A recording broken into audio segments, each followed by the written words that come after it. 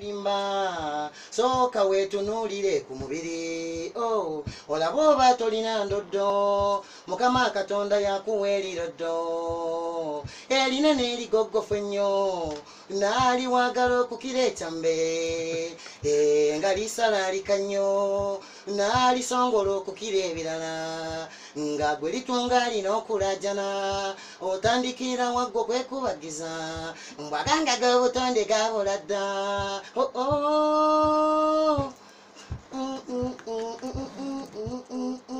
yaliwo n'obusagwa mwana waffe nga welikoona alireka omukululo beeba abaana nti bwetuzaala gemanyi g'eriroddo Mukama yakutonda musajja wattu n'akuteekako amagulu gombi yakuwa n'emikono gikakase ebintu ebyo bikakase simba emikono ginyweze ku ttaka n'amagulu go ganyweze olyoka onyenye ekiwate wamma ojja kufuna omudigido nze abandi evumye n'ensi nali ndowooza nti oba abakyala bokka kuba mutuufu be bafuna obuzibu okuva mu baami baabwe ajja n'amufuna musajja wattu nga yaweza eriroddo n'omusasira mukazi wattu mukazi wattu era ndi wano mwembako owodde mwenna njagala nkowoole basajja battu